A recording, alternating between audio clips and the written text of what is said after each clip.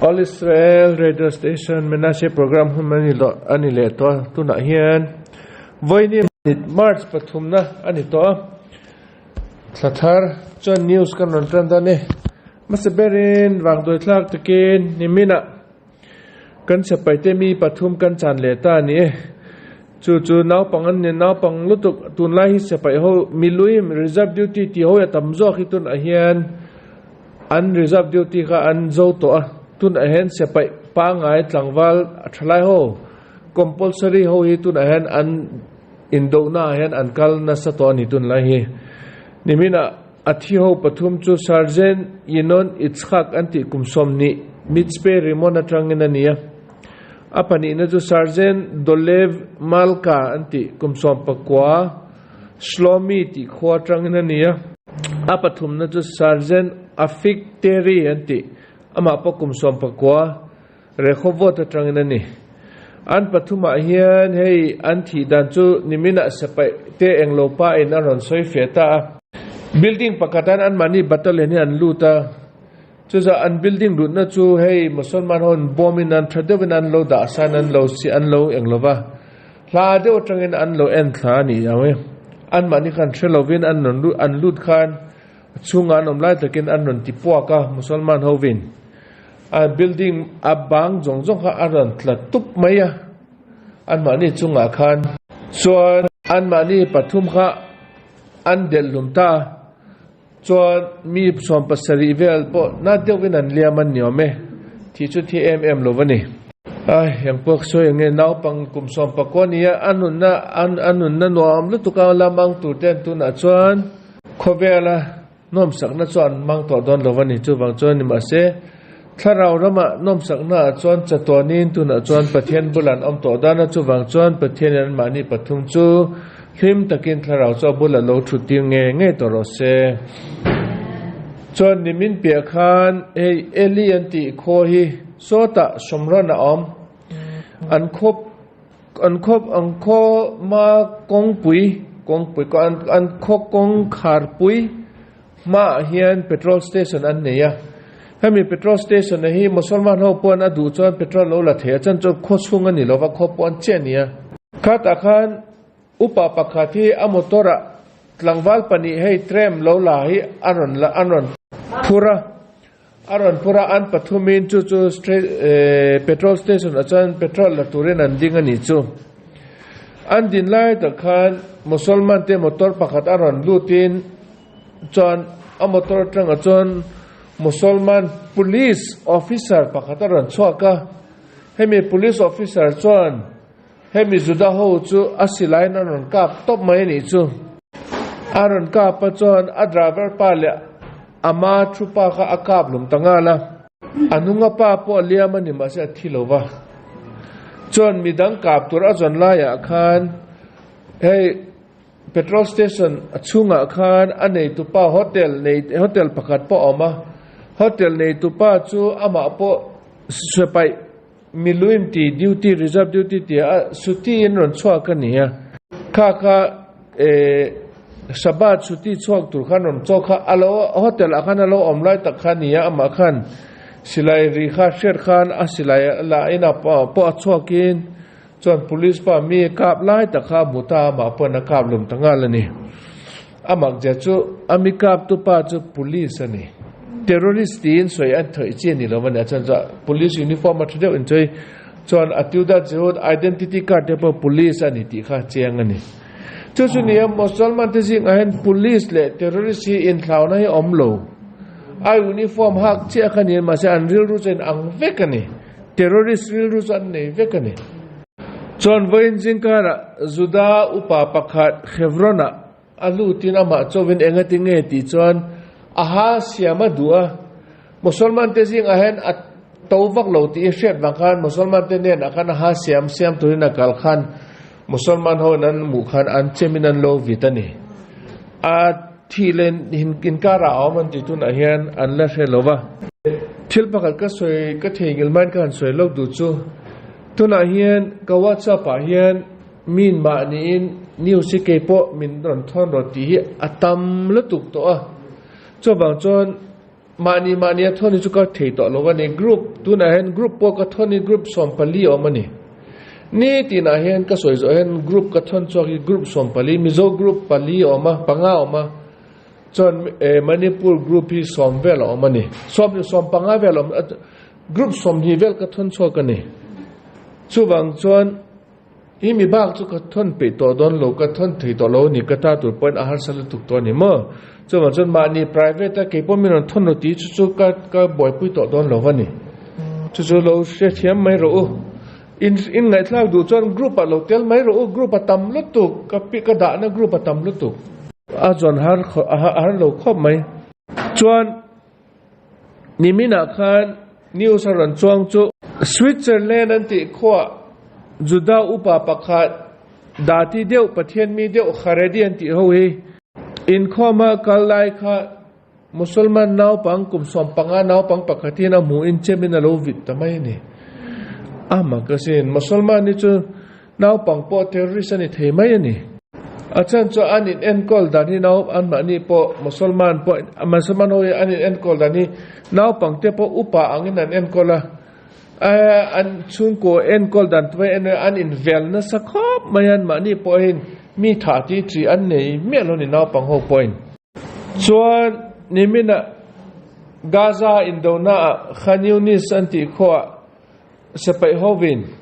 hey zoite ten an kala khan school pakhati an muin chon school akhan CID ho khan an jukala an en khan hey khamaso alo in thugru ti kha omiti khan shetoni chu chon sepai ho khan school kha an hwala chon musulman trongin an awvokin an soya chunga omotinen akhan in thi du lo chuan tuna hian in silai zongjong pai thlaula in kor zongjong chu tula underpen che nen ron chok ro ti in an aw foka an zot an englowan shila in cholo chon tun an bomin kan kap don kan ron lut pa kan ron lut don lova school zongjong bomin kan kap don na in thi fek ton ti khan an soi khan chon khama so po chu an lawin an ron chok ta mi som panga vela lo in thukrua chon an cho nunga khan school building kha an cheka an zonga silai te bom te tam lu tu kha an lo da traffic sign in do tak kha an lo tuman ni ma se kan wang ne an mu choka chon engma tu ma thilovin an ma ni chan man ta ni chu chon ni mina khan longlian pui pakhat cargo ship anti tuna hey ram in kara thil in thon te a keng tu longlian pui pakhathi karni ma khan hey teima na tangin yemen ti khwatran hu thi ho binan ka pan kap chet sakha an kalsan te dai mai kha nimin akhan tuya atlumta atlata anti achet nasal tuk wangin chon thomno tam to ka ken kha an la chok an chan cho man lo pute po aman ti mom hei hi india ramakal tu te po ni mai the sin thre thilo bani kan ke mani thil thon te po lo tel ve mai the shet lo bani chon nimina news in ron chonga engem je thil pakhat oma tuna israel ramatrangin gaza mi ho tranpuina tura eile into te ke lu te hi tunla hi jingkarma deu hin an kaltir thine an chot an du tir thine chan chu tlai dar sari daret vela chot an du don chon mi adang tu he demonstration ne alo amjela chu wangchon zanlai thang hen an du tir ta ni chu nimina khan hey dar thum vel jingka dar thum vela khan tata kha pali panga kha lu ta ni ome pali panga ni loi som panga vel lu ta ni ome chon at thlen natur an kal natur athlen natur an thlen ma in gaza amo civilian ho khan an lo chang in an lo nga kin konga an lo dang ani chu an lo dang in a supply thil ken ho jong jong lo lak sakan tum khan hemi driver ho khan tata driver ho khan ke mani kan thlen natur kan la thleng lo chu wang chon kan da naturin kan la thleng lo chu wang chon kan ta hen kan ding thelo ti khan mi pui khan he tian tata kha he tian a englo an a khwalin he tian an man an tummaya an mani po full speed in an tlana ami ho khan rap lum na sakham top mai an ti mi za an chong kha an thi an ti chu Israel thiam lo an chan ma ke o khai eng ti jeng chu Israel thiam lo a chan na tur ka the thilen wa che khovelin Israel thiam lo min chan ani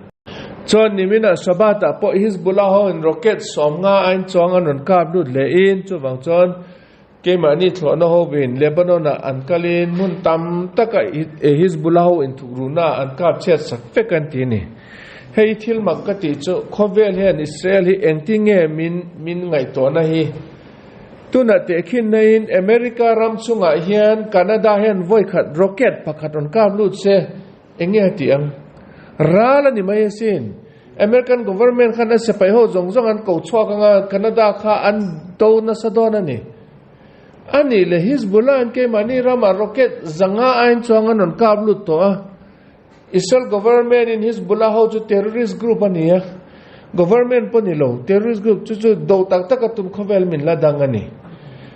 ram dang chuan rama rocket pakhataron lut point min chawni mo ti khan an tha chak bera khan anon kap tu te kha hreman tum top mai ni keima ni chon min kap te po shem kan tum pon pathia khovelin min dangani mak letu kani hei mo keima ni min huat na hi pathian huat na ni mai ni pathian in kami puite huat chu kami puite huat in ni lo keima huat in ni ati khania pathian huat na hi dik takani chu da ho hi anga tinge mi ring min huat ti wang chon pathian thu pe hi keima ni jing a han ala om renga juda ho chen eng tik lai apo pathian thu pe hi kan kalsan lo wa hi khovelin an mu thei lo wani achan chu khovel chu satanin abum jo vek to ani satan noya om that tewa om to ani khovel pom pui chu tak ka soyang satan noya om to vek mai ne chu Israel rama hian che satan hian ala zo lo wa chu wang chon min ami pui tai huat na hi khovel pum pui ne na ada ta ni chu chon nu ja thlak deu South America ram ahead Nicaragua ti ram pakato ma an ma ni an minglar na turi eng ma dang om lowan ma ni number 4 drug si cover pumpu supply to one yan ma ni po Panama ti te Nicaragua ti te Colombia ti te number 4 drugs cover pumpu eng lo na center ani aron chwa na center ani ya Nicaragua chon tun ahen German te ram hi German government ni international court in an king ani enga tinge thil makani enga tinge court an king ti chon German government hen Israel in tranpuya Israel chon nang mani tranpui wangen hoi sen takin musalman ho jongjong tha chimitan tum cho wang chon nang mani po Israel te solna innat an ti ne a howe okay mana thu soi tu pa pakhat soi kha dik chani genocide ti enge genocide ti nam pakhat thaibo tumi genocide ani chu Israel fa te musalman ten ke mani min ti tumi ke mani zokin musalman te anti ti in min ngo atlat ani chu democrat te policy che ani America democrat te policy America democrat hon so anti sol jong kha republican ho an ngo atlata newspaper zong le TV zong an mani lama trang turin an englota an corruption zo vekta chon an mani swal na mu chok ta phot chu republican ho ti ani tin an choine chetiang chechun tu na po ke mani sel ho musulmanun engtik la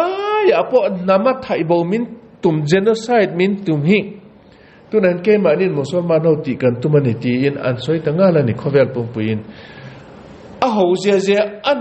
ani thelo tur je chu tunge kan in do pui Gaza Hamas ho ani le Gaza Hamas ho genocide an mani thaibo ta la Gaza pom pui po bomin kan that vek ta la musulman chu kan that zo vek don lo ve o khai ram independent country an musulman te talir hi somni pathum omani Qatar Bahrain Saudi Arabia Dubai Yemen Iran Iraq Jordan, Morocco, Turkey, Syria, Lebanon, Egypt, atam lutu gani. Ani la nama thaibo tu ti chon an mani zong po kan chu thaibo vek ngai ani. Ani lo je chu genocide ti chu Israel ramen tu atum lo je chu amakani. จนมีถ้าบอกกันตุ่มปอยขมาโซ่ถ้าบอกกันตัวเองก็ทิ้งอันเอเลอินตัวนี้ตินกันทนเจลจะมีถ้าด่านั่นนี่เราลุตุกันนี่มอกันถ้าฮาร์ดอนนี่มาเสียเขาเวลปุ่มปุ่มจนจุดส่วนนี้มุสลิมเอาถ้าจะมีเวกอินตัวมันนี่ตินมินหัวตลัดไหมมักเท่านี้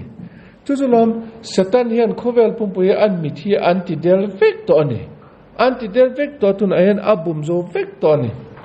จนตุนเอ็นยุโรปทิลทาร์ปะกัตรันอมตายุโรเปียนยูเนียนเห็นตุนไล่อันอินเบียอันมานี่เห็นอุกราอินตรันปุยนัตุรินเสไปฮันตีรันตุมันนี่อุกราอินรัลโดตุรินอันมานี่ยุโรเปียนยูเนียนเมมเบอร์เขาจงเห็นกี่มานี่รามาตรังอินเสไปเขากันตีรังอุกราอินตรันปุยตุรินกันทนดันตีอินอันอินเบียกไลนี่จู่ปูตินนี่นะเราเสียตาจนปูตินนี่อันมานี่เสียตุรินนิวสินารันสวยนี่ตัวนั้นอุกราอินตรันปุยตุ้มเขาจงรำเชื่อเราอินเสไปแต่อุกราอินรามาอันรันลุดเงี้ยจนเกี่ยมาเองกันนิวเคลียร์ร็อกเก็ตเขาจงฮักการันห้องโดนทีอันนิวเคลียร์ร็อกเก็ตเขาจงฮักชัดเจนว่าสวกัลนี่สวกัลข้าอากาศรันเงี้ยจนยุโรปที่ยอมตกลงเชื่อเราว่าติดตบไหมจนอันมานี่ปอนลาวเลตานี่อาจารย์จุปุตินะจุมิสวลจุนี่แล้วว่าอัดทอกอันนี้รู้ที่อาเดียวอังเฮียนเงี้ยอัดทอกที่อังโลฟักโลเงี้ยมี normal ต่อฟักโลที่อันเชฟเวกัจจุบันจนป่วยที่อันเอโลที่อันเชฟบังจนตุนเฮียนที่เลโลวังมาตีนอันอินเบเลตาอันนั้นสวยนี่จุบ่อยทักเข้าไหมจนบังลาเทศดาก้าอันที่ขวานิมินาคันดอลเลียนปุยจุงเมลเอากางเงินช้อปปิ้งมอลอันที่เกี่ยมันนี่เกี่ยนมาลข้าอังเดียวเฮข้าตะกันดอเมกางข้านัสลุตุกินมีสมลีปรุข้าอากางลุมตาจนมีสมสริปังอาเวลจนเลียมันสันตีนิจูอย่างนี้อมจันละเช็ดแล้ววันนี้จนมาหนักก็สวยมาไล่การขัดมาเวลนี่โตบุรกินาฟาซาวันติแอฟริกามุสลิมที่รามามุสลิมที่ไม่แต่ละมุสลิมและคริสเตียนอมดุนนรามานี่อันนี้มีโลกคนไม่คริสเตียนเขาจอกจุนี่ตัวเร่งอาหารสเร่งมาหนักคริสเตียนเขาอินคอมน่าจัดจะมุสลิมเทอร์ริสต์วันลุตินมีสมปังงานกับลมกติกาคริสเตียนเขาป่วยอันมานี่ป่วยเทอร์ริสต์กรุ๊ปอันมานี่ป่วยอันเดอร์กราวน์อันนี้เวนี่อ๋อไหมจนอันมานี่คริสเตียนอันเดอร์กราวน์ฮอนผู้บ้านลานี่จ้ะนี่มีนะมุสลิมที่อินคอมนานจุกลินมีป่าฮีร์มีสมปังงานกายชอบกินอันกับลมันตีแต่เฮียนเอ็นุละคริสเตียนเขาและจูดาอิสเขาอีกัน principle จอยอังเวจอกได้ยังไงมุสลิมที่และไม่ที่เขาอีอัน principle ยันอังไม่ที่เขาพวกมุสลิมพวกรัลมีนี่จนไม่เชื่อพวกปีเตอร์พุตเตอร์พวกนาวเซียนพวกใบถ้า affect ตัวที่อันไงอันมันนี่ไงตัวดันนี่จูดาเขาพวกคริสเตียนเขาพวกกันรัลมีที่นี่มาเสียไม่เชื่อเลยนาวปังเลยมีป่าปีเตอร์พุตเตอร์เขาจะคอยรู้ตัวนี่ที่ที่จะกันโวอันนี้เกี่ยมันนี่เห็นมั้ยกันเกี่ยมันนี่เห็นจิรชกโลมาเอล่ะกันตักษาเห็นเอามันนี่จ้ะปีเตอร์พุตเตอร์นาวเซียนที่จะคอยระวังที่มั่งไงในจะกันเนี่ยนี่ไม่แต่เขาเลยมุสลิมเขาเนี่ยอันนี้ไม่เอารัลมีนี่จนตัวปนิเสอาจจะทับจะท้าฟัดตัวที่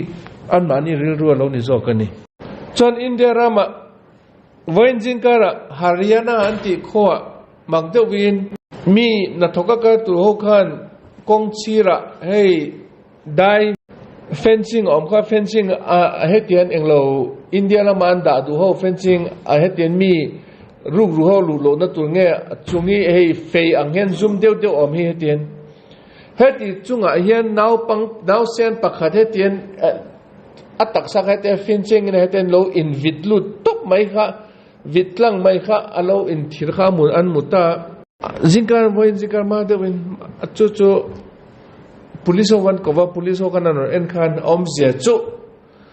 จานลายคันมีปกติfencing ป้อนละมาบอลหัวไปหน้าคันไปตุ่มข้าอาจักอาไปข้าอาจักฟักโลเวนจะวางจนอาการเจ้าโลวันนี้จน fencing กันนี่ขัดตะเปียงนี่ขัดมาเปียงนาวปังอันนี้จู่อันดูโลวางอันไปอันนี้ทีนี้ tuần lang anh India anh thì nghe anh om anh mấy chia anh cho anh đủ lova anh phải zel ama cái khai mi sinh luôn này cho value cho om lo top mấy nè chuan tuần akan news kan một chia in Israel government in tuần ahian ral đầu hi ala zodon lovinan muni North lama po hey aron boina sa don ti an ngai dana niya chubang chuan sepai hi mi sang sarivel kan lama mo anti chubang chuan tuna sepai duty zo to te miluim zo to te po anon kole ang ti hi tun ahen thua omani chu shet chiang cholani lova eng ponita se Israel rama boy chuan khovelap oi khoi apo